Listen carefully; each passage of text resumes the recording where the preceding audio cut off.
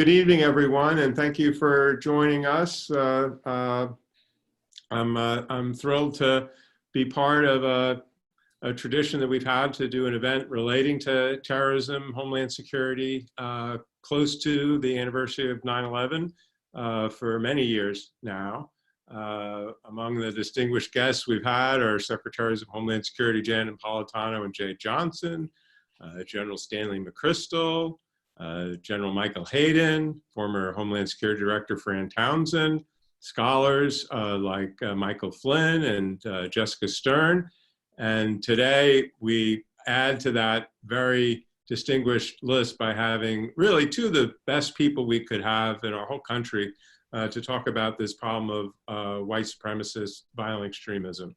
My friend and almost neighbor, Daveed Gartenstein-Ross, and a new friend from USC out in California, Dr. Erroll Southers. We're thrilled to have both of you. Let me tell our guests first just a quick word about both of them. Daveed Gartenstein-Ross is a counterterrorism scholar and analyst. He's the CEO of Valens Global and a senior advisor on asymmetric warfare at the Foundation for Defense of Democracies and an associate fellow at the International Center for Counter-Terrorism at the Hague. Daveed is also located down here in Raleigh and is becoming a frequent visitor to Duke and our program. So Daveed, welcome again. Thanks for that great introduction, David. I appreciate it. And a little bit about Dr. Southers. He's currently a professor of practice in national security and homeland security at the University of Southern California. He has had a long and distinguished career in law enforcement, including as a special agent for the FBI. He was the chief of Homeland Security Intelligence at the Los Angeles World Airport Police Department and spent many years in the Santa Monica Police in California. And he is now the director of the Safe Communities Institute and director of Homegrown Violent Extremism Studies at USC. Erroll, welcome. David, thank you. It's an honor to be here. Well, I just want to start first, though, with Erroll and just ask, since you are Californian and all of us are really concerned and watching the images from the wildfires, and of course, that's a security issue that really is very direct. Maybe you could just tell us, I don't think they're in downtown Los Angeles as much as many places the rest of the state, but maybe you could just give us an update and your impression about how things are going out there, because many of us are thinking about our friends and our compatriots in California. Well, thank you very much for your support. I can tell you that as I sit here in Los Angeles, about a mile from the airport, we haven't seen the sun all day today. Here we are in Southern California, and we have ash on our vehicles from a nearby fire that's going on. I have relatives that live in the Bay Area, and they've been sending me photos. So the photos you've seen are very accurate. It looks, there's an orange sky. They haven't seen the sun. We hate to describe it this way. It almost looks like the end of the earth in a movie. Evacuations are still going on. I have students in my class who are first responders, and some of them are actually in emergency management and firefighters who are in the master's program. And they're working on 12 and 12-hour on, 12-hour off shifts. Up there, they're working very, very hard. It's very dangerous. We've had some loss of life already in some of these fires. And here we are, from what I understand, in terms of acreage loss in just a couple of weeks is typically what happens in a couple of months. So this is very, very severe, very, very bad. And we're hoping we can at least contain them to an acceptable percentage level here soon. If people who are watching wanted to do something to help people in California who are suffering from this right now, what would be something they could do? I would direct them to probably the Governor's Office of Emergency Management. It's actually, I would just go to, probably CalGov. I'm sure that's it. The emergency offices, Emergency Operations Bureau up there would be able to direct them. I have some friends in that office. They're doing a really great job, and no offer of assistance or outreach will be turned down, and we really appreciate it. Okay, well, thank you.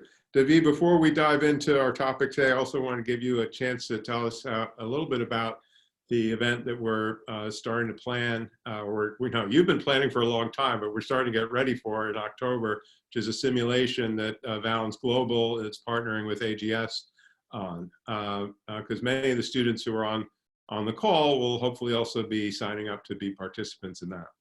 Yeah, I'd love to. Let me reiterate what Erroll said, that it's an honor to be here. And on the fire front, sorry to jump into this, but I'd like to also say that it's extended all the way up into Oregon. I actually grew up in Southern Oregon, the southernmost town, Ashland. And at the beginning of this week, you had a fire start there that burned up 2 towns just north of us, Phoenix and Talent, burned all the way into Medford, which is the largest city in the area. So like I started the week not knowing if my parents' house had burned down, and had a lot of friends who've had to evacuate, some of whom have lost their homes. So also I'd say, I'd give a little bit of a shout to Oregon as well, because on the West Coast, everyone's dealing with similar climate induced issues. The war game / simulation. It's a real honor to be able to host this for Duke. I'm very excited about this. As you all know, the pandemic has wrought a large number of consequences that have been hard to predict. It makes the unpredictable that much more likely. One thing my company, Valens Global, is focusing on this year is growing our simulations practice. The value of simulations or war games is being increasingly recognized by companies, by governments, who understand that it's a good way to make people think through the realm of the possible, and also to understand how they might respond to the unexpected and what kind of conflicts and what kind of issues might arise. So we have a really interesting war game. We think it's the best one we've put together yet, which is looking at a couple of converging trends. At least these are the 2 that are evident at the beginning of the game. There's a few hidden ones too. But one of them is this movement that we're talking about today, the white supremacist extremist movement, which takes advantage of the COVID crisis to become territorial, to move into a small rural town in Indiana and become the dominant political force there. The second trend we're looking at is state weakness, state collapse. So the state of Egypt becomes much weaker and teeters on the brink of collapse as the game begins. The students are going to be put in the roles of 6 different teams of actors, ranging from traditional actors like the US Department of State and Department of Justice, to more non-traditional ones like Google's think tank Jigsaw. And so we're excited to put it on. It should be a lot of fun, and more importantly, I think it'll stretch people's brains and imaginations and help us think through really where the pandemic might lead us and the kind of changes that it's likely to bring. Well, thank you, Daveed. And just for folks, students who are listening, this is going to take place from October 8th to 10th. And you should be getting a sign up if you're interested. And definitely be on the lookout for that, and I encourage as many of you to participate as possible. Okay, well, thank you for both of those kind of off-topic but very important conversations. And I want to move to our topic today, which is, the white supremacist extremist threat and how to prevent it. And I want to put things in a little bit of context, a little bit of history. If you go back to 2009, I recall, and I'm sure both of you do, when Janet Napolitano was the head of the Department of Homeland Security, a report came out that said that essentially right-wing, and this was the term right-wing terrorism, which was being used more prevalently then, right-wing terrorism was on the rise. And it also talked about how many former members of the military were becoming engaged in this movement, and why it was a danger that DHS needed to be aware of. This, even the mere reporting of this was so controversial that it became a big issue in Congress. The report was withdrawn. Parts of the Department of Homeland Security were disbanded that were looking at this. Analysts left the department, and so on. Jump ahead 5 years, 2014-15. I was involved in a research project where we were doing surveys of chiefs of police. And we were really looking at a different issue, but we asked them kind of as an offhanded question, like, what is the biggest threat you perceive in your jurisdiction? And asked them to compare the threat from anti-government and right-wing extremism to international terrorism from groups like Al-Qaeda. ISIS was really just forming at that point. And the results came back pretty surprisingly, showing that the chiefs of police were reporting back that for them, they were more worried about right-wing extremism than they were Al-Qaeda. And so now here we are in 2020, and we're looking at the data and all talking about this, and I think in a much more open, really, and healthy way, and acknowledging the threat. So, Daveed, I just want to start off with you as one who's really looked at this. As what can explain to folks what the magnitude of this threat is, how it compares maybe to some of the other ideologically motivated threats in the U.S., and what do you see as the trend lines? What direction is this headed? That's a wonderful question. So I'm going to use the term the acronym WSE, which stands for white supremacist extremist. It's the term used within government, but basically because saying the term too often will not roll off the tongue.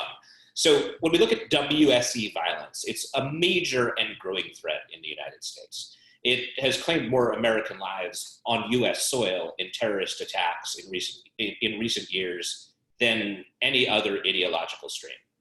According to the Anti-Defamation League, which has been keeping statistics on domestic extremist-related killings, 2015 to 19 include 4 of the deadliest years on record since 1970. And we can see that in many of these years, white supremacist extremism is claiming most of those lives. For example, last year, 81% of domestic extremist-related killings, 34 of 42 deaths, were committed by white supremacist extremists. So in terms of trend lines, there's a few things that I'm watching, which I think are important. The first is growing transnationalism in the movement. The transnational nature of WSE ideologies can be seen, for example, in manifestos and social media posts of WSE terrorists who've carried out recent attacks. Just to go into a few, when Brenton Tarrant attacked 2 mosques in Christchurch, New Zealand, in a mass shooting in March 2019, in which he killed 51 people, he first posted a manifesto to a web forum, to 8chan, and he specifically cited Anders Breivik, a Norwegian who had perpetrated the 2011 attacks in Norway that killed 77 people, as an inspiration. Tarrant, a New Zealander, also cited an American, Dylan Roof, who perpetrated a 2015 shooting at a black church in South Carolina that all of you hopefully remember, a very tragic event. Then later on, in April 2019, out in California, John T. Ernest attacked a synagogue in Poway. Before that, he posted a letter to 8chan in which he specifically claimed inspiration from the New Zealander, from Tarrant. Then Patrick Crusius, who attacked a Walmart in El Paso, Texas in August of 2019. Prior to carrying out that attack, he posted his own manifesto to 8chan with a similar reference to Brenton Tarrant. So, you have similar citations, for example, in a shooter in Norway who attacked a mosque in August of last year. So these attackers explicitly draw transnational inspiration. And on WSE-related forums, successful attackers are referred to as saints. Transnationalism is relevant in part because the US government is starting to treat this as a transnational problem. We saw the State Department for the first time this year designate a white supremacist extremist group as a foreign terrorist organization. And that's the Russian Imperial Movement. That was because of its transnational ties, including reach into the United States. The other trend I want to talk about briefly is accelerationism.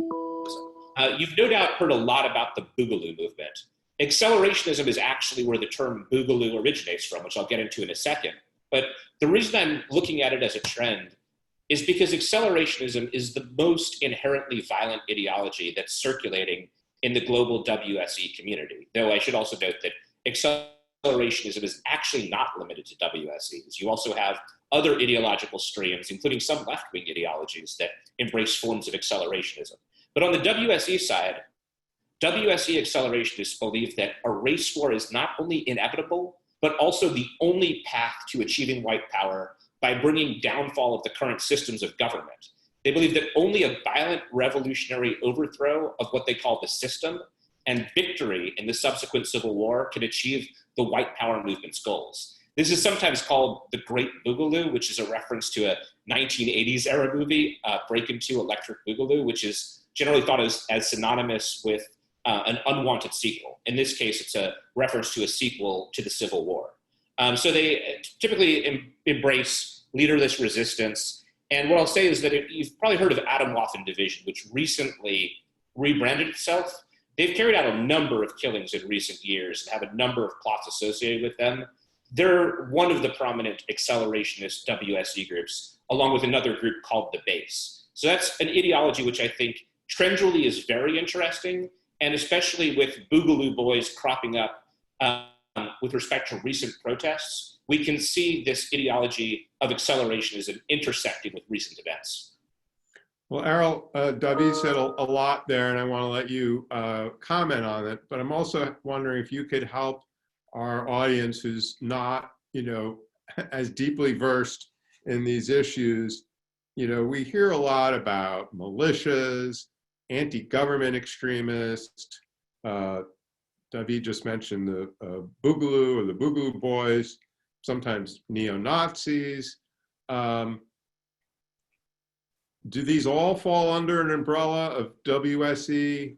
Do they, different groups, believe different things, and do they have some commonalities? Are some of them, different flavors of the same kind of ice cream? Well, thank you, David. And Daveed framed this extraordinarily nicely. And thank you for opening with, as I was going to do and always do, I would go back to the 2009 Department of Homeland Security Intelligence and Analysis report. I happened to be President Obama's nominee at the time. And if I had any connectivity to Darrell Johnson and the folks at INA, I would have said, don't label it that way because the demise is going to be predictable, and it was. So let me go to your question. First, I want to say that while we call them WSEs, and they might fall under the umbrella, this has been a recent phenomenon in terms of them, let's just say, cooperating with each other. These extremist organizations don't usually play well in a sandbox together. I do a lot of research in the prisons where we do see radicalization and recruitment efforts, and I can tell you going there that depending on which group you want to talk about, from the Aryan Brotherhood umbrella to the Black Guerrilla Family umbrella, to the, if you will, Islamic umbrella, no one goes to the chapel at the same time, even though they might be of the same brand. There was an interesting phenomenon that took place, obviously, in 2017 with regards to Charlottesville. We had intelligence before that time suggesting that these groups were going to start cooperating because they had a common enemy. But let's go back. Around the time of that 2009 report, what was becoming incredibly apparent between 2005 and the election in 2008 was that we would be a minority-majority country in 2050. I used to visit white supremacist websites during that time frame, and just after the election of President Obama, some of them actually had elapsed time clocks on their homepage ticking down to the year 2050. In the last several years, that calculation has been upgraded now to 2045. To David's point about the accelerationists, they believe that the demise of this country is because we will become a minority-majority country. That has certainly accelerated their motions and movements with becoming less of a defensive proposition and more of an offensive proposition. So what you're seeing now with that dynamic going on, accompanied by COVID, which plays into the entire theme of government overreach and your tyrannical government, if you will, with open carry states, stay-at-home orders, wear a mask, it's a perfect trifecta for them to get together and take advantage of that.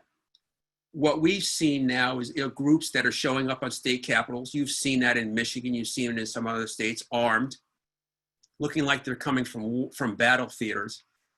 And what's interesting about that too, and we don't have that concern here in California because we have something called the Mulford Act, which doesn't allow people to be armed open carry. You could thank the Black Panther Party for that. So yes, the NRA can agree on something when, depending on who's carrying those weapons. in 1967 when they passed that act, when Governor Reagan was the governor. But what you're seeing here, to answer your question, is a cooperation that's almost forced because of the era and the dynamic that we're in, exacerbated by the fact that you've got an administration, and I want to go back again to the 2009 report. We were in denial, and that's why that report was removed. That's why the unit was disbanded, and that's why everybody went away. We are still in denial, gentlemen.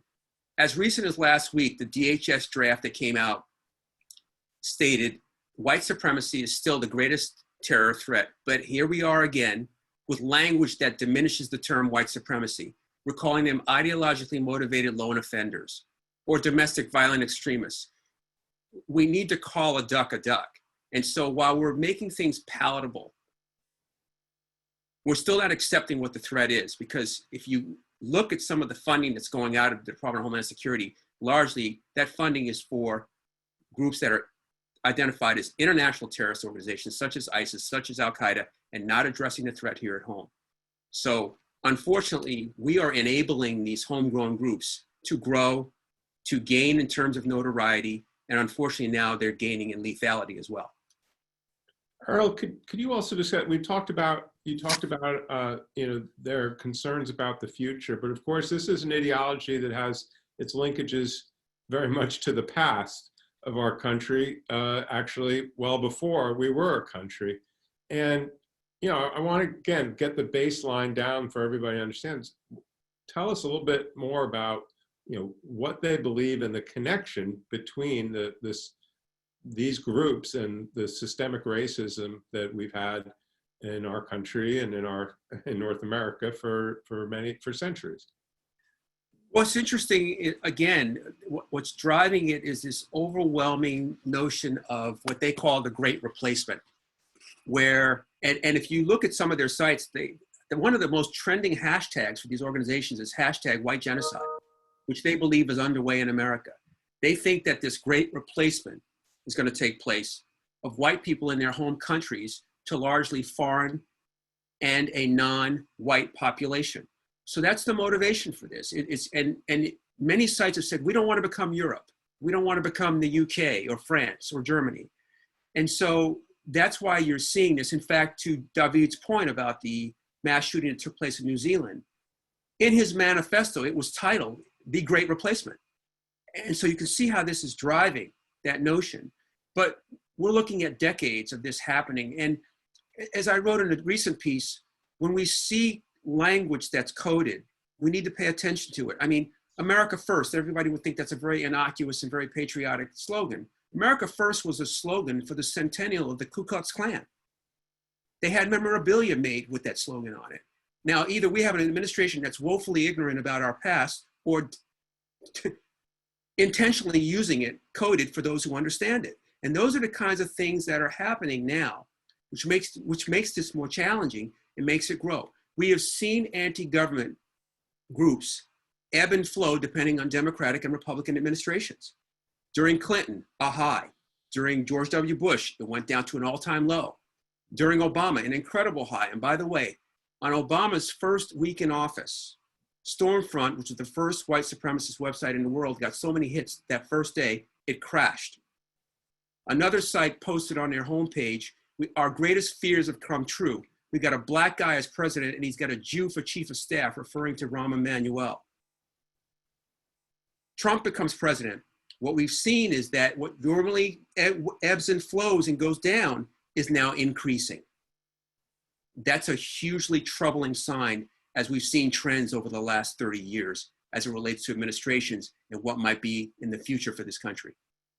Daveed, I want, of course, to give you a chance to comment what Erroll has said, but also ask you, the groups like, Southern Poverty Leadership Center that have tracked these groups for a long time. Yes, these are organizations and movements that have been in America for decades.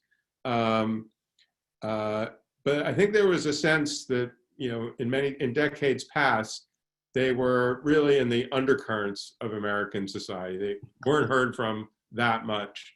They weren't as prevalent. Are you finding that they are more overt and therefore maybe more likely to mobilize and become dangerous. Is that a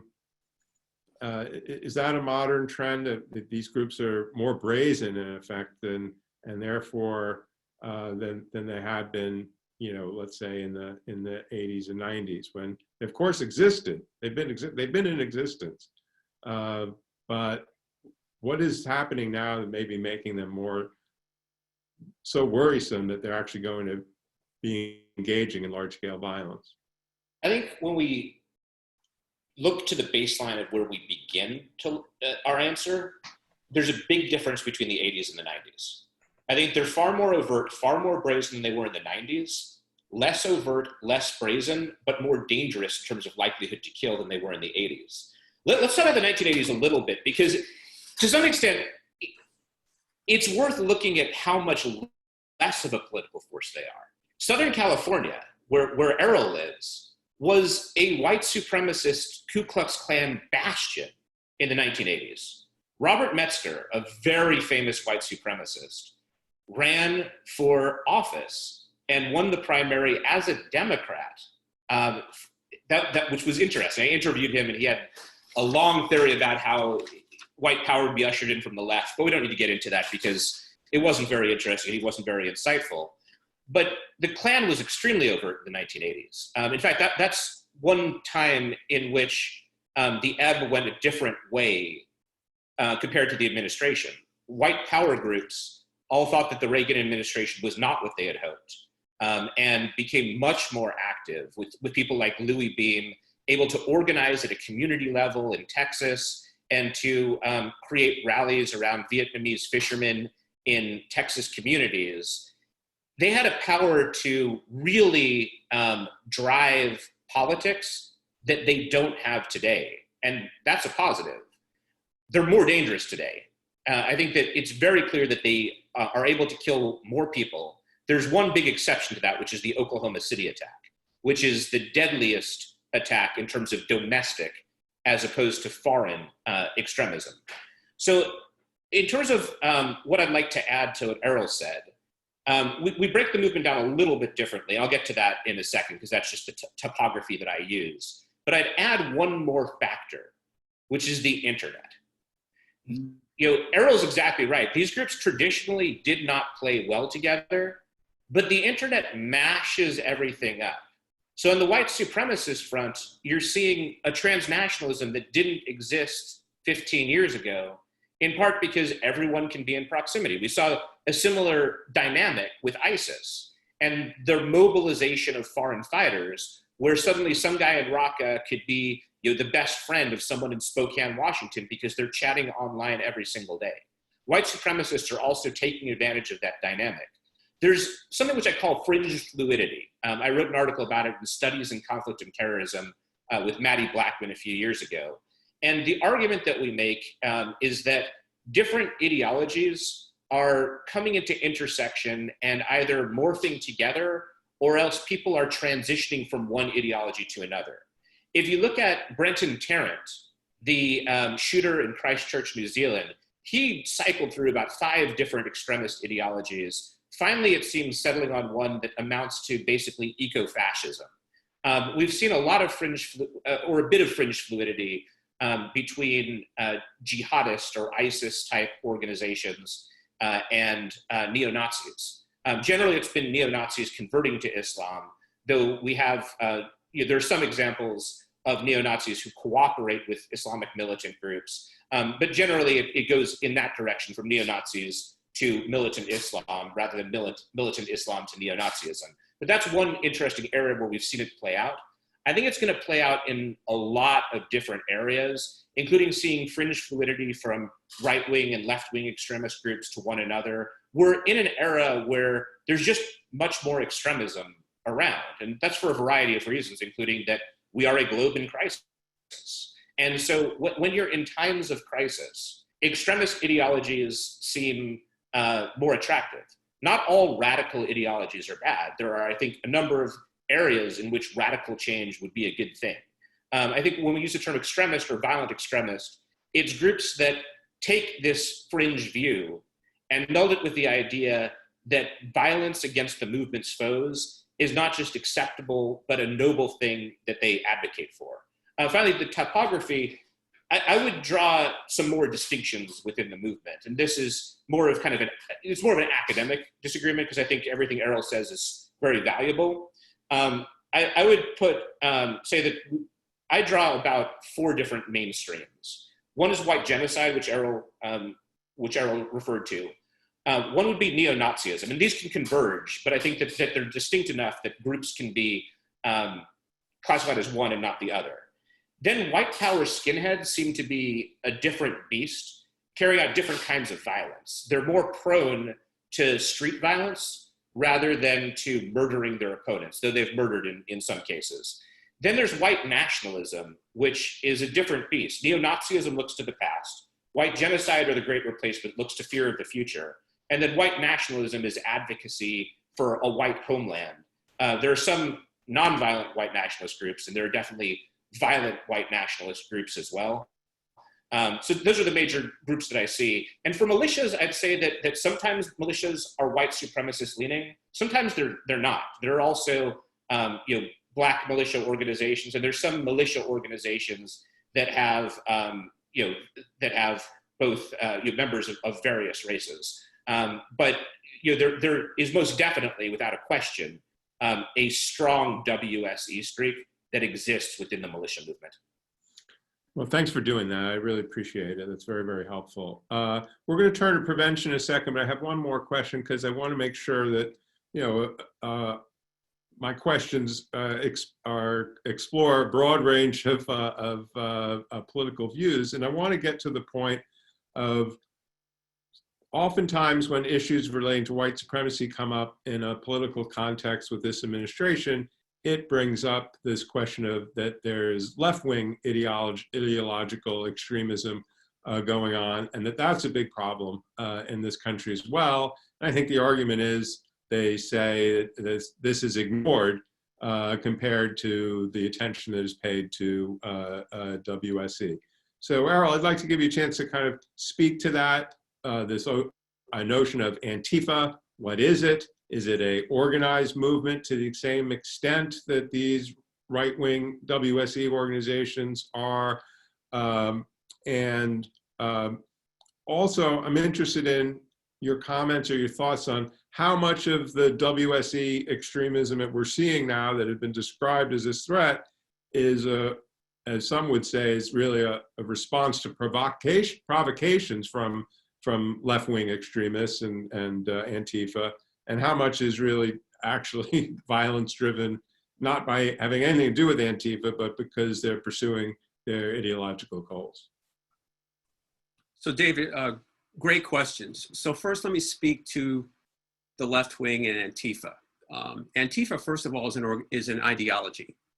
It's not an organization. They don't have a website. You're not seeing people sign up. Don't get me wrong here. They are violent extremists. And they are taking opportunities like we've seen with the recent social unrest, social justice, police reform, peaceful demonstrations.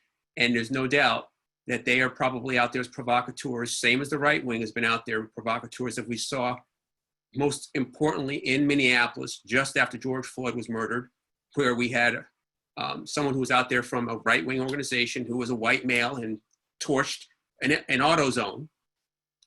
So I want to say this about those kinds of comments about how Antifa is being ignored. And the, if you will, incredible desire to label them a domestic terrorist organization. I say this because that's dangerous when you start labeling an ideology that people follow an organization. 2 years ago, the FBI decided to label something called Black identity extremism. We had a spate of officers being killed in Dallas and 8 days later in Baton Rouge, Louisiana. And with all due respect, those killers, who, by the way, were both veterans, which was documented in the 2009 report that went away because it was labeled right-wing extremism. Those two attackers, who happened to be Black, were anti-government. They were out there to kill police officers, and that got spun up into they were out there to kill white police officers because they were Black. The FBI put together a Black identity extremism report disseminated it to 11,000 police departments across the country. And some people like myself and Mike German, who's also a former FBI agent, got together and said, wait a second. Karen Bass took the Attorney General to task on what exactly is this, and asked Attorney General Sessions at the time, can you name a white identity extremism organization? And he couldn't. And she said, well, how about the Klan? And he says, well, I know who they are. And so again, you go into this gray area where we decide that a threat that comes from the left is automatically domestic terrorism and lethal, and a threat that we've known about for decades is not. So that in and of itself is very dangerous. To your question about are they taking advantage of this and how is it happening now? As I stated in my opening, this is the perfect environment. You have an environment now where you've got protests that are turning violent. You've got people under the guise of, I won't even say self-protection. Let's stretch and say protection of property, which they don't own, to go out and decide they're going to be the police and respond to these issues and this violence in a way that is being demonstrated through heavy weapons and equipment and other things. This is a very dangerous time right now. And I'm watching these proposed militias who need to understand that creating a militia is not the same as exercising your Second Amendment right for defense of property. And first of all, people need to understand militias, legal or not, can only operate under the authority of the governor of the state or the president of the United States. In 1903, there were two militias that were formed. One was an organized militia, as we know it today is really the National Guard. The unorganized militia are your 17 to 45-year-old able-bodied males that could be called up by the president of the United States to be a militia. So anyone else out there you see there now who's engaging is doing so because they believe they can. And they're being enabled by the lack of activity by police departments that aren't responding to some of these incidents, and by an administration that's suggesting they need to take their country back. So rhetoric and words count, they matter.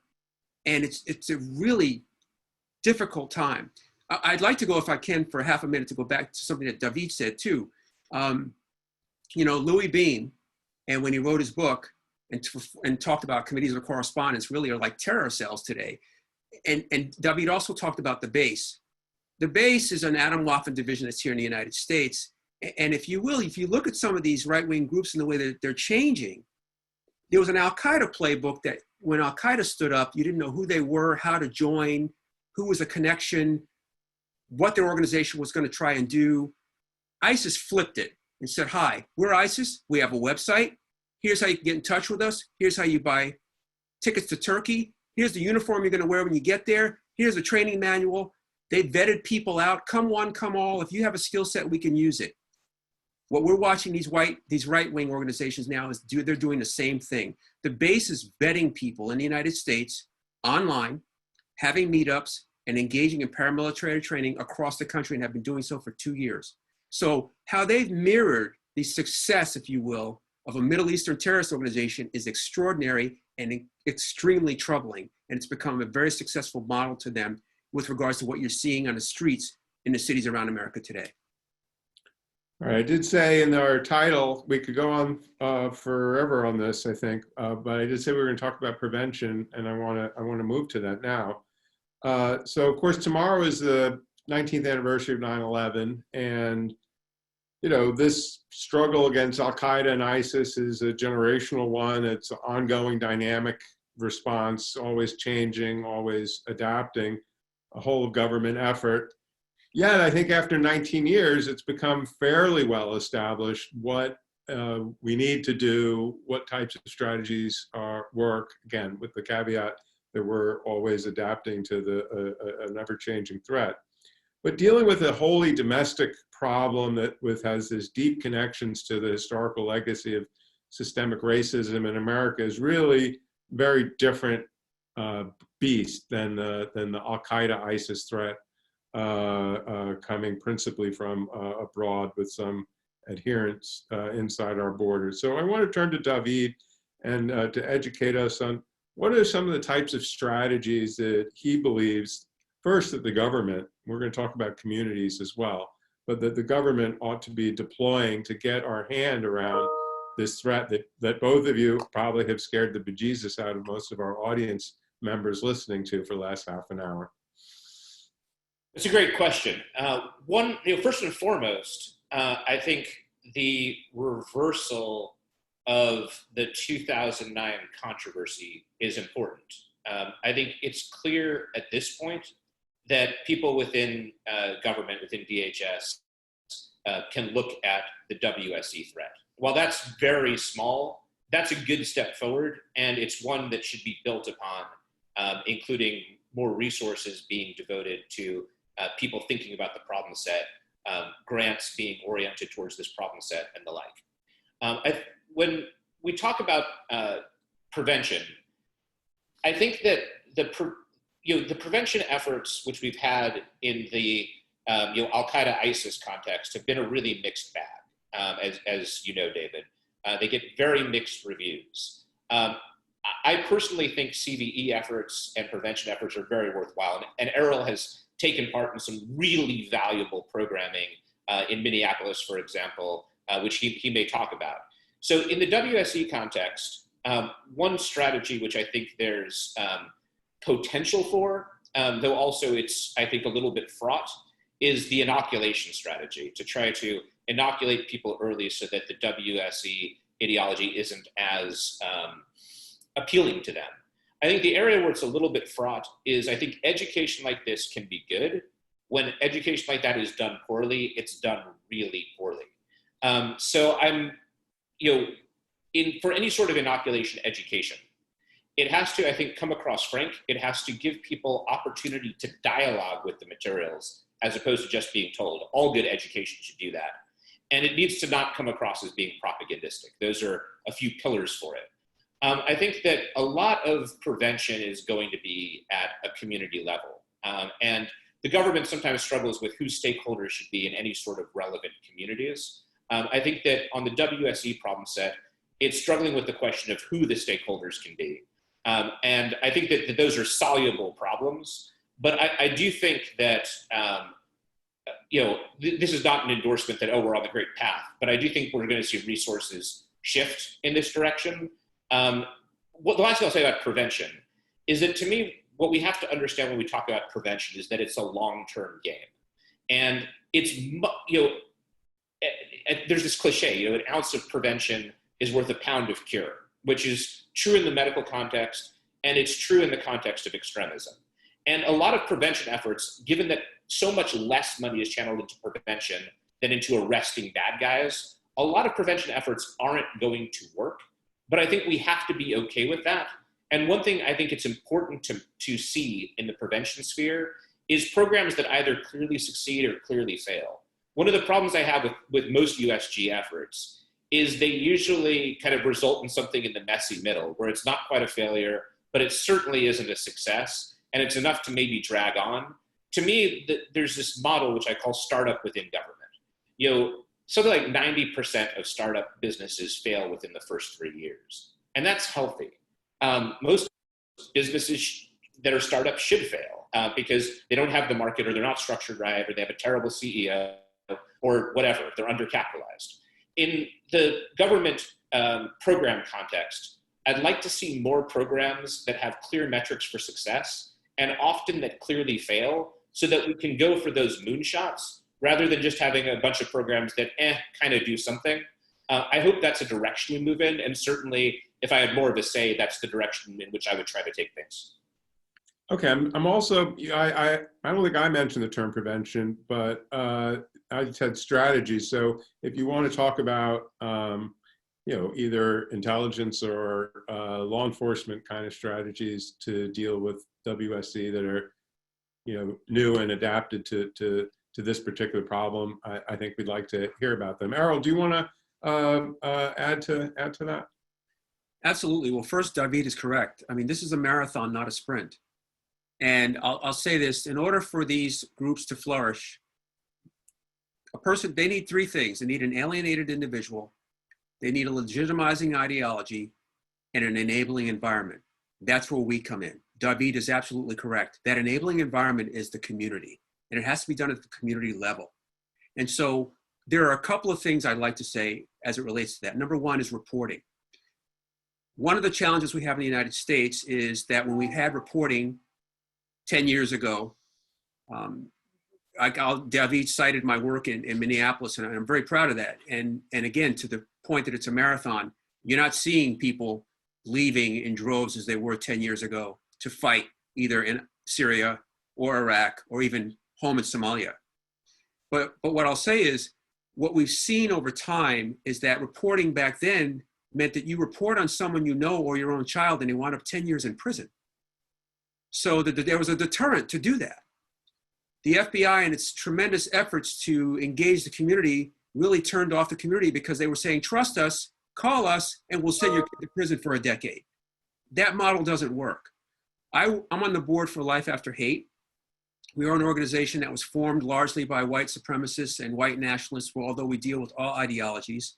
And now we have taken to a counselor model, similar to the one that Daniel Kohler, that he runs out of Berlin in Germany, where people are brought in and are actually, if you will, assessed for where they are on the radicalization continuum. Are they to the point where they need to be prosecuted? Or are they at the point of exploration where we might be able to counsel them in a family environment back into a mainstream way of thinking? I also work with a group called Parents for Peace. It's an international group that does the same thing.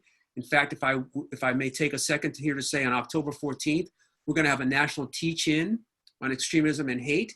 And there again, it happens because it's a family environment, and as Daveed mentioned, over time. And I think, and we've seen in other countries where models like this have been successful and they're measurable. But to the very beginning, it comes with understanding through education and awareness that this is happening at all. And that's where America's woefully deficient. We have to get away from denial and otherism, as in another country, another religion, another ethnicity, another nationality, and understand, no, it's us. And I think if we can make that step, we might be able to engage some of these prevention methodologies that are out there. Well, I could keep talking to both of you for quite a while, preferably over beer rather than on Zoom, but I want to get our students in for questions as well. So folks, if you want to put a question in the chat, go right ahead and I'll recognize you. And while you're doing that, let me just promo a couple of upcoming AGS events. So next Monday, September 14th at 5:30, we have Professor Kyle Beardsley and the founder and director of the Institute for Public Trust, Frank Hill, are going to discuss how their Christian faith informs their engagement as voters. Then next Thursday, a week from today, again at 5:30, we'll have our first History and International Security lecture, and Professor Simon Miles will be the moderator and talking with Vanderbilt history professor Thomas Schwartz about Henry Kissinger and American power. And then Tuesday, September 22nd, American Grand Strategy welcomes Laura Rosenberg, the senior fellow and director of the Alliance for Serving Democracy, to discuss possible threats to the 2020 election. And if you'd like more information about AGS events or would like to sign up to receive our newsletter, visit our website, ags.duke.edu, and you can reach email Melanie Benson or use a link that's going to be posted in the chat to sign up for these events. Okay, let's see. Beth, are we going to recognize people to speak? We have Brent Katz, a sophomore at Duke. Would you like to get him on, or you want me to read his question? Go ahead, Brent. Can you hear me? Yes, very good. I wasn't anticipating speaking, but I'll go right ahead. I was going to say, well, once someone is radicalized naturally and you're compelled to commit violence, it's difficult to turn back. So are you worried that President Trump's refusal to condemn violent acts by WSC actors and sometimes de facto endorsements of these groups and conspiracy theories, could that cause permanent damage? And I think when we say things like heal the nation, it's not as simple as many people think. So what would you like to see a possible Biden administration do to heal the nation? Thank you.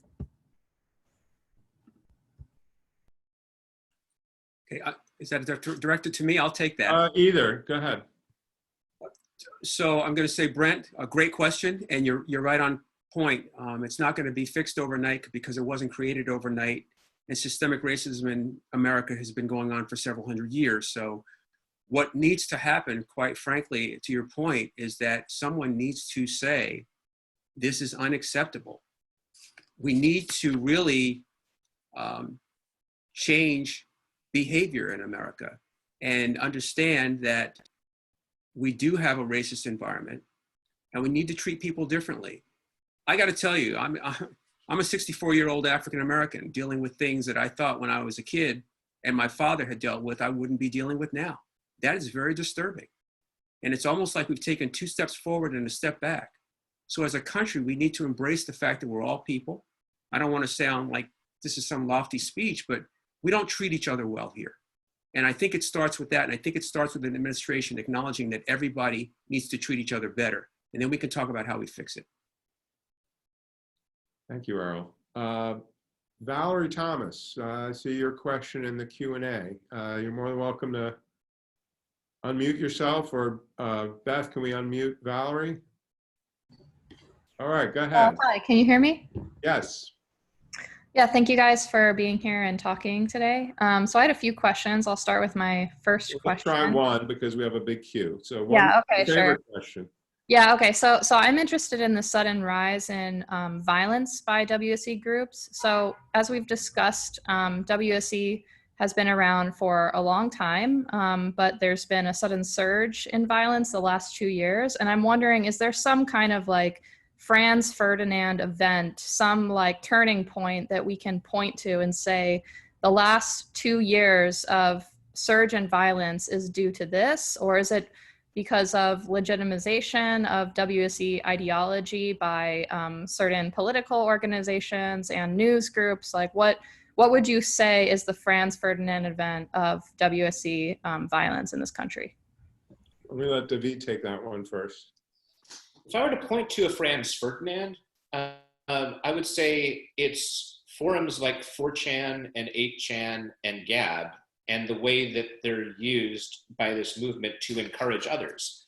I mentioned in my opening statement some of the manifestos out there and how they're referring to saints and the like, but essentially you have this very close-knit community, these sets of close-knit communities that share WSE ideals, and that in and of itself is significant.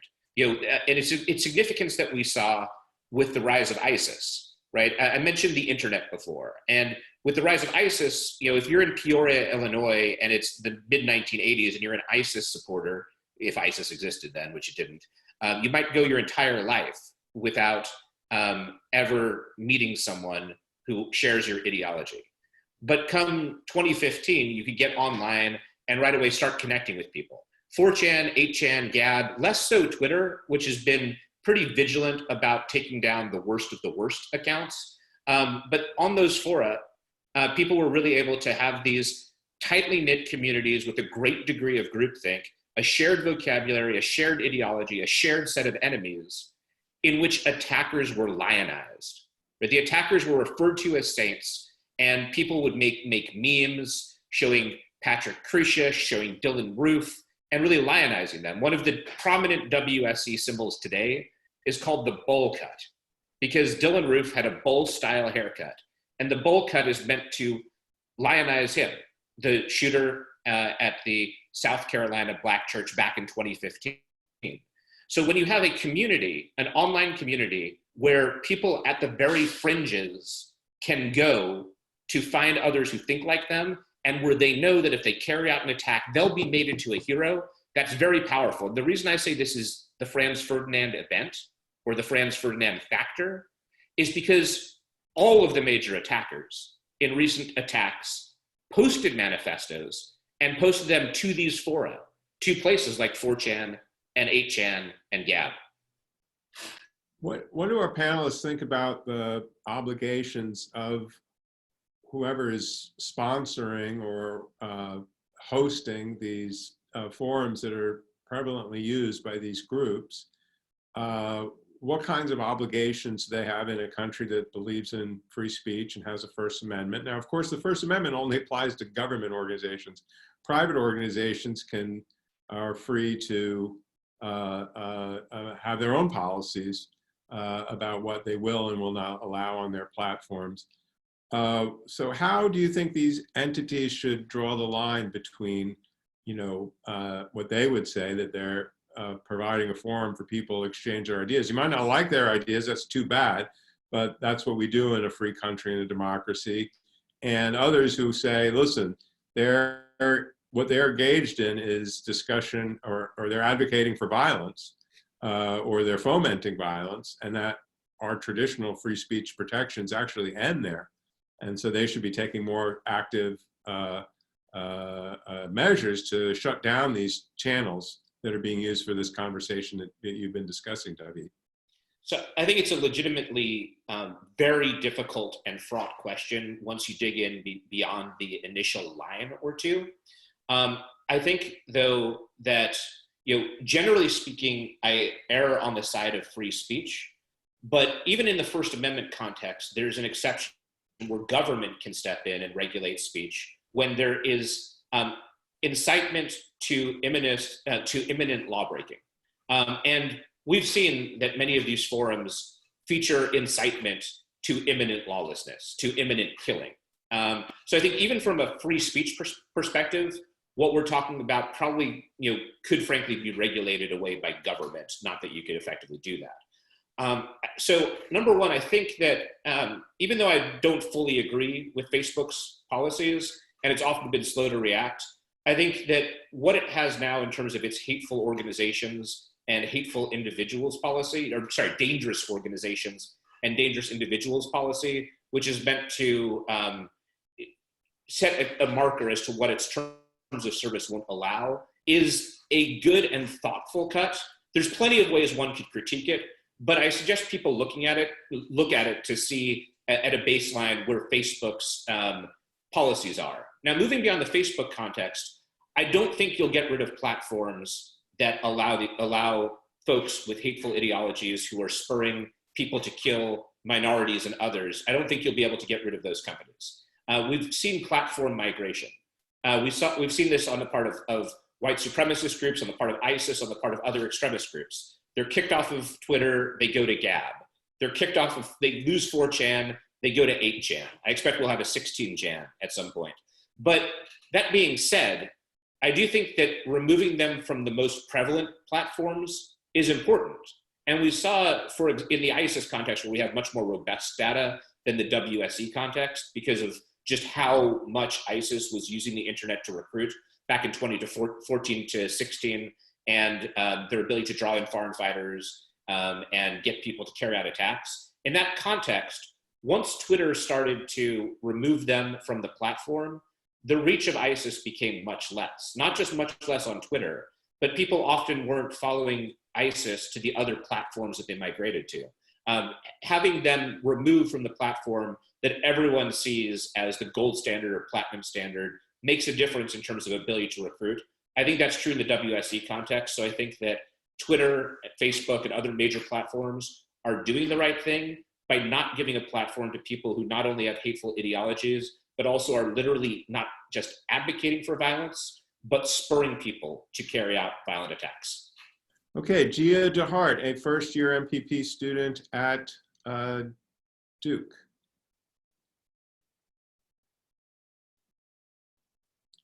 Can we unmute Gia?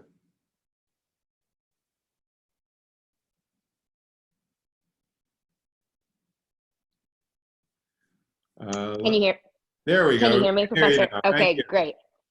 Go ahead. So my question relates to interagency cooperation, and you already hit on my question about big tech's involvement. So I just came from the command in Pensacola that had the terrorist attack on 6 December 2019, and the investigation revealed that the FBI had previously flagged extremist tweets on the shooter's page months in advance. And then after the shooting, I witnessed a total lack of coordination across agencies, even including just trying to track down some other military Saudi students and not even knowing what command they were assigned to. So my question is, one, how can we improve interagency coordination leading up to during the response to an attack and in the aftermath. And then the second part is, how can we improve our intelligence efforts in the vetting of foreign military personnel that we have on US soil, and how can we continue to track their behavior on the internet while they're serving on US soil? Let me pitch this one over to Erroll, because Erroll, I think I've also heard you comment on the question of, WSE within both the military and the police. And so this might be a good place to launch into that topic as well. Thank you. So Gia, again, it's disturbing. Here we are getting ready to at least commemorate the 19th year of 9/11 tomorrow, to know that that was largely due to a lack of cooperation between agencies, and that it still exists. To your point about vetting, I would assume, you know what they say about that word, but I would assume that the vetting is being done at a level when we have foreign nationals coming in and working here, training here in those capacities, that it's being done very aggressively and continuously. On the unclassified side of this conversation, I don't know or can't say how they're being tracked while they're here, but I would assume that we know what people are doing. We shouldn't be having these problems today. I'll just cut to the chase. And we should be able to do everything you suggested. The other thing I'll say on the other end of that spectrum is that when the intelligence community does offer up analysis and opinions, we need to believe them. And so now we're in an era where that's questionable, because we've become the deep state by some people. So we have a twofold issue here. One, of how the process is going to be engaged to ensure that we keep America safe and secure. And the second is that when we have things we don't want to hear, we're able to believe them and act on them. So, again, I'm even more disturbed and disheartened to hear that 19 years later, we're still having this discussion. If you don't know anything about 9/11, and I'm embarrassed to say this, I have graduate students in my class that tell me, Professor, I was in the 3rd grade, to remind me how old I am. But in any event, the undergraduates, they were in utero or earlier. But I mean, it was as competitive an environment that day that the New York Police Department and the New York Fire Department, who largely didn't like each other at the time, had separate command posts in the World Trade Center. That level of competition played itself out at the local, state, and federal level, and it shouldn't be happening today. And so that's my way to say to you, Gia, it should be fixed, it should not be tolerated, and we should be sharing and working together collectively. An issue you just raised about intelligence and how it's being received was in the news today. Yesterday, a story in the New York Times, Erroll, so I wanted to get you to comment on it, about a whistleblower, pretty high level at DHS intelligence, was saying that the intelligence that he was sending up on this very issue, WSE, was not being accepted. It was being sent back and asked to be revised, to change it, to discuss more of this balance and what we were talking about, and highlight the Antifa threat more. So I was wondering if you had any thoughts about that reporting and this whistleblower complaint. I do. And first, I want to thank all the men and women who served this country, as I did, regardless of who's at 1600 Pennsylvania Avenue, in a way that was apolitical. I was appointed by a Republican governor. I was nominated by a Democratic president, and it's about serving this country. It wasn't about delivering the message that they thought was going to be most well received. And so anytime you politicize intel, we are going down a track that dictators and autocracies use to stay in power. That's very, very dangerous. And the one thing that you can, for those of you who are in other administrations, then you know, when you go to see the president, when you go to see the national security advisor, you go and tell them what your intel that's at that point been actionable is suggesting is going to happen or actually is happening. It's not about the good news. And so to have this intel, I'm assuming it's an analyst who now has been asked to politicize their findings, is deeply disturbing in a democracy. It's hard enough to secure a democracy when you've got politicized intelligence information that's now being encouraged. I think we have time for two more questions. James Settles, also active duty military student here, second year MPP. He should certainly get to ask a question because he, the former student of mine, and if he made it through my class, he should at least get to ask a question. James, can you unmute yourself? Yes, can you all hear me? Yes, very good. Hey, so I'm interested in your thoughts on how the way the media has been portraying the social justice issues, and specifically contextualizing what's going on, how much that is contributing to recruitment of these white supremacist groups, and then additionally, what role should the government have to engage with the media about how they're presenting and framing this? Is there a role? There is free press and First Amendment right that you talked about, but they do incite some of this this chaos. So just to be interested in your thoughts. Thank you. Daveed, why don't you take the first crack at that one? So when we talk about media, I'd frame media broadly, including both mainstream cable networks and then kind of the broader sphere of influencers.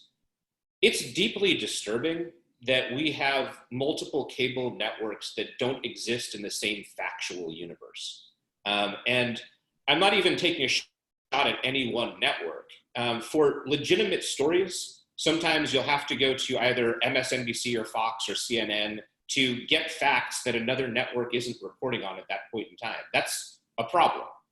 I think generally whenever people will look at an information environment and think that they're being lied to or aren't being told the whole picture, that opens them up to extremist ideologies. And I think that our information environment is so degraded today compared to, in terms of mainstream news outlets, compared to where it was, say, 10 to 20 years ago. Then when you look at the broader ecosystem of social media, one of the big things I've been working on, I talked to David about this ahead of the panel, is disinformation. And absolutely foreign interference is a driver, not the driver, but a driver of the WSE movement, and very deliberately so.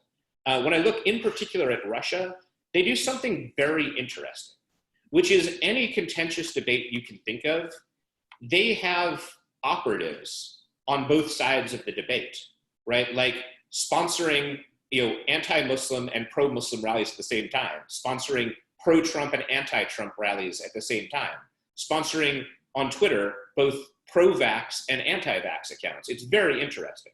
I think we have the most highly manipulable environment that we've had.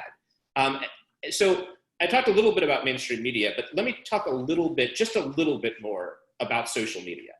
I think that people don't pay enough attention to what social media is doing to their brains and to other people's brains. Some of the recent research that I've been very interested in is about dopamine, which is a neurotransmitter or a chemical messenger that's released in the brain that rewards people for positive behavior. And former social media executives readily admit that they are hijacking people's dopamine very deliberately. Former Facebook executive, for example, talked about how short-term dopamine-driven feedback loops that we have created are destroying how society works. App development looks at how to trigger more dopamine release. So people also get rewarded for having views that coincide with whatever group they happen to be in. I'm not saying that extremism is dopamine-driven, but I am saying that we're becoming addicted to the way that we communicate, and we're becoming used to looking for social cues in a way that wasn't the case even 10 years ago. So this dynamic of a degraded mainstream media environment and a social media information environment where we become the stories and we're getting addicted to the way we communicate helps to create this perfect storm. And if I were looking at this as an extremist group, there's no question that this is an environment that is primed for extremism to thrive. That's, of course, that's not going to change. Social media is not going away. The fractionated media environment's not going away. So we're going to have to come up with strategies and solutions that I think aren't about changing those things, because I don't see that happening really. I think we're going to wrap up with Rebecca Dudley, a PhD student and the AGS graduate. I don't know, guru, I guess, Rebecca. Go ahead. Thanks, Professor Schanzer. So thank you both so much for being here and for this really, really interesting, insightful, and important discussion. I had a question on, we talked quite a bit about prevention, but I'm also interested in policies for dealing with the ramifications of once someone is radicalized. In particular, how effective prosecution can be, particularly when the prison systems tend to be used for further radicalization along racialized lines. And then also, have there been any successful efforts in de-radicalization with WSE? Thank you. Why don't both of you take a shot at that, and we'll call it an evening. Well, Rebecca, thank you for your question. I'll take the prison end of it. I'll just say that I've looked at radicalized prisoners, both the United States and in France and in Israel. I don't know of any successful cases that have come out of those environments. We've certainly tried. I'll give you an example. The most dangerous plot we had in America after 9/11 happened here in Los Angeles in 2005. It was the JIS plot. The mastermind of that plot was a guy named Kevin James, who wound up doing many, many years. He went to Supermax prison in Colorado. He got out last month, and last week he sold twice to an undercover FBI agent methamphetamine, so he's going back to prison. So with all due respect to recidivism and challenges, there's a guy who's hardcore, and I wish I could tell you something more optimistic. We have had successes with people that have been radicalized and come out of programs like the one I work with Life After Hate. And Daniel Kohler has been quite successful in Germany with a program called Hayet. But they're very, very rare. Once they've gone into prison and in some cases become even more hardened, I just don't know of any examples where we've seen success in that regard. And I'll pitch to Daveed. Yeah, I think that's a great answer, Erroll. Two cases in prisons in the jihadist context, though. Randall Ismail Royer, who you interviewed at USC, and Jesse Morton are two prison de-radicalization cases, though that's very much the exception rather than the norm. I agree with that. I think that, look, this fight against extremism, it's a long-term game.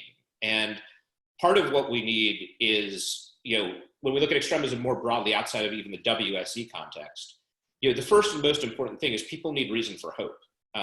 We have a political system which is not up, globally, the political systems are not up to the challenges that they're currently facing in 2020. That's going to be a major driver of extremism when people feel on a variety of issues that government does not have their best interests in mind, and they need to take their protection, whether it's ecological or protection of their race or protection of their religion, into their own hands. And that's a dynamic that right now is growing. Like those of us who are trying to counter violent extremism have our work cut out for us. And Erroll talked about the dynamic of people increasingly trying to guard themselves or become the law where they think that the law is not going to protect them. I've been in a lot of countries where you have militias as a dominant force and where violence has devolved beyond the state level. And it is never a pretty picture. In conclusion, though, I mean, that's, I guess, not a very optimistic conclusion. So my apologies, but I think my brand is kind of one of cheery pessimism. But I'd like to thank David and Duke for having me on this panel. And I'd like to especially thank Erroll as well for being a part. And I know, David, you'll thank him as well. But Erroll is someone I've known for well over a decade. And I just so admire both the work that he does and also the absolute set of ethics that he brings with him to all the many challenges that he confronts. He's just a really remarkable individual, someone I'm so proud to have as a friend, and someone I'm so proud to have here as a co-panelist. Well, Daveed, again, ditto. The feeling is certainly mutual. Daveed and I have been through many travels and journeys together, and I really respect our friendship. And I do want to go back to the the last question, and I did misspeak because obviously I'm on Life After Hate, and every one of our board members who was radicalized was in prison. So there are success stories, but as Daveed mentioned, they're very, very rare, and they're hard to come by. But again, David, I know you'll do this, as Daveed said, thank you for having me today. I think that anybody who's logged on to take a look at this, it's education and awareness that's going to help bring us back to where we need to be as a country and as a people. Well, my thanks to both of you. Tomorrow is the commemoration or memorial for 9/11. I think we've always on our programs tried to honor that, you know, not as much with somberness and taps or things like that, but by education. And I've mentioned some of the people who have come and spoken to us on this occasion, and both of you have really fit the bill and rose to the occasion that our 9/11 event by delving into these issues. Now, you seem to have this mutual admiration society. Before our event started, you were bemoaning that you haven't been into any fancy international conferences together lately and so on. But I want to recommend to you that when we start flying again, we go to when you go to another conference and you go to the gym to get a little exercise, that you wear this token of our appreciation that we'll be sending to you, which is an Duke American Grand Strategy t-shirt. And hopefully you'll both wear them at the gym at the same time, and everybody will ask you, well, how did you get one of those? And these other esteemed people who are in the gym will say, oh, well, I want to be part of that program. Get me in touch with Schanzer so I can get a gig on that. And with that hopeful note that one day we will be going and traveling to international conferences and wearing t-shirts in the gym, we're adjourned for this evening with my sincerest thanks to Dr. Erroll Southers and Daveed Gartenstein-Ross, and of course, our great assistants, Beth and Melanie, who have, as always, organized a terrific event that went off without a hitch, no Zoom bombing, nothing, just perfect coordination, and of course, all of our guests who have been on for an hour and 15 minutes. We had a great audience this evening, so proud of everyone. Good night, stay well, and thank you again.